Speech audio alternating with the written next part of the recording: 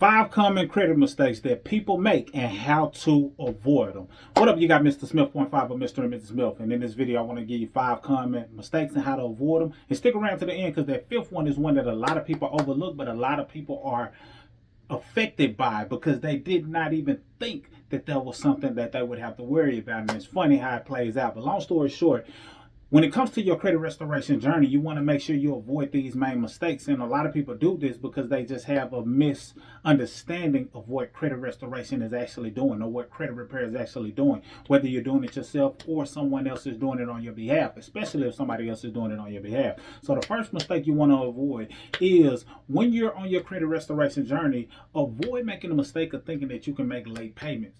Because a lot of times when a person's credit is being restored, they think they can just sit back, kick their feet up, do what they want to do, not be responsible with their credit. And as a result, it's impacting and hurting their score. So you might be getting certain things removed, but imagine you getting certain things deleted, certain things removed. But at the same time, you're getting those things deleted, you're adding negativity to that stash or to their report. How do you think that's going to affect you? Imagine you're folding clothes. Just a quick funny story. Imagine you're folding clothes, right?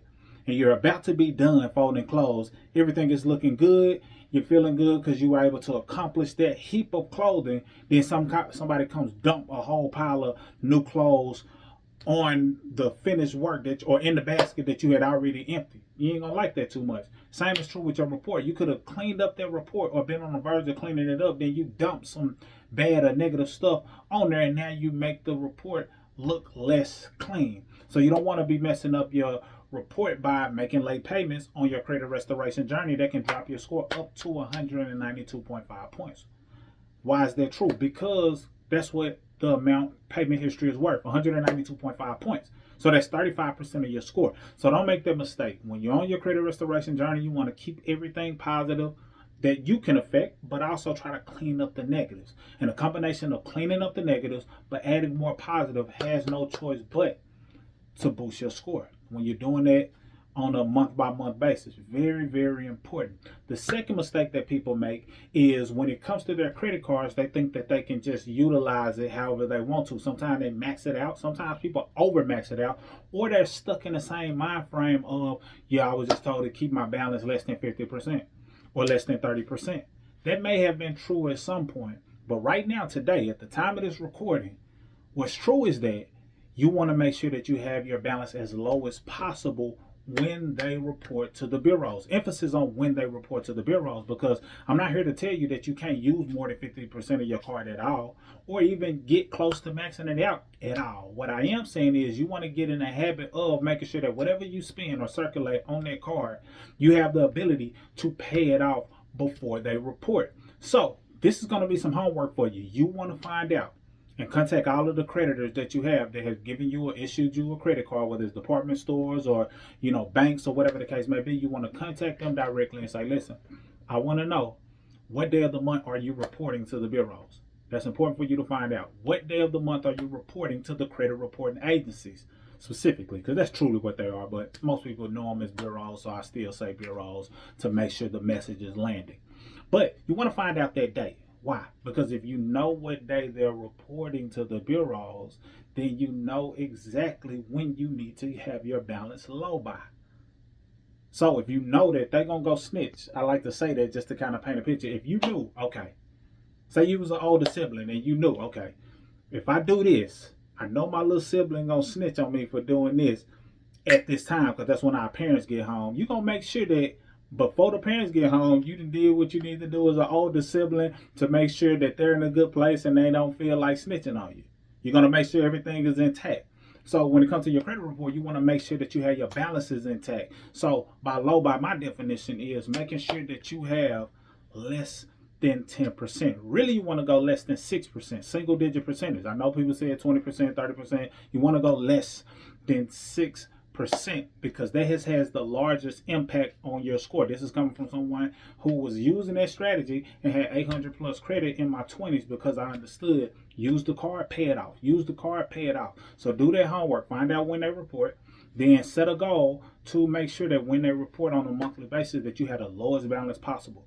Whatever that is for you. So for you, right now, the lowest possible balance you can have is 50%, because you're working yourself down to getting to that point. Then do that. Then the next month, see if you can get it lower and lower. And then eventually you want to get to a place to where every single month without fail, they're reporting a zero balance, 1% balance, 2%, 4, 5, whatever it is, to make sure that it's a low balance possible. So a lot of times what people do on their credit restoration journey, they use their credit card however they want to, and it's affecting their score.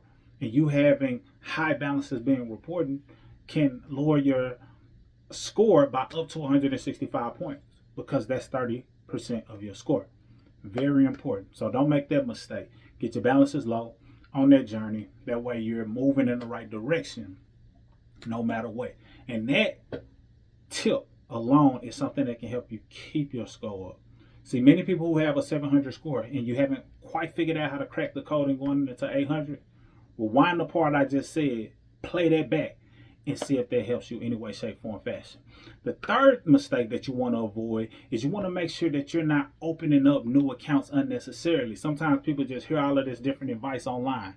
They've been watching YouTube, they've been watching TikTok, and people tell them to open this account and you want to have this account. And they think that their profile is an automatic, or they think that that video means that their profile automatically will benefit from whatever that recommendation was. Just because it's beneficial to someone else doesn't mean it's going to be beneficial to you. So not all advice is applicable to you. So you got to make sure that you understand what your profile is looking like overall, and do you actually need that? That's why it's important to understand all of the factors that I'm laying out right now, knowing all of the 5 factors that we lay out in several of our videos, as well as the free credit class that you can get access to. Because once you know that, then you can listen to some information and take heed and say, okay, that don't apply to me. I'm good in this area. This don't apply to me. You know what? I am lacking in that area. Let me do that. And you know exactly what you need to do in order to strengthen the score in the best way that benefits you. But you don't want to get to opening up new accounts, because now you lower your age. You might have had 10 years of overall age. Now you open this brand new account unnecessarily, and it dropped your credit age to 5 years versus 10 years, just as an example, because it's an average. It's not just what your oldest account is, it's an average. So you might have one account that's 10 years old, one that's 5 years old. Then you might have another one that is, let's say, 3 years old. So that's a total of 18 years, but they take an average of that. So 18, 10 years, 5 years, 3 years, that's 18 years. That's 3 accounts. Divide that by 3. You got 6 years of credit age. So you don't want to open up all of these new accounts, because sometimes they can drop your age tremendously. Very important to make note of. And then the other 2 things that you want to make sure you avoid is, and I told you the 5th one is very, very important, and a lot of people skip this, but you want to make sure you're not running up a lot of inquiries, applying for any and everything that can affect your score. Sometimes people just apply for whatever just because it was offered to them. So you don't want to do that. I don't have to spend too much time on that. I'm sure that makes sense. But the one that I said I wanted to say to the end is, if you have been added on someone's credit profile as an authorized user, this is number 5, make sure that if they are not still practicing good habits of paying bills on time and keeping their utilization low, then you might have to get yourself removed. Because what has happened was a lot of people got added as an authorized user, and it was beneficial then, and that person was taking care of their credit, but they reached the mentality that makes it so that they're no longer taking care of their credit the way they used to. So it's affecting their score, but since they added you as an authorized user, it's also affecting your score. And if it's affecting your score, their habits, what they're doing is negatively impacting your score, then that's not a place you want to stay in. So you want to get in control of your own score. That way, nothing somebody else is doing is having a negative impact on your profile, on your score. So get yourself removed as an authorized user.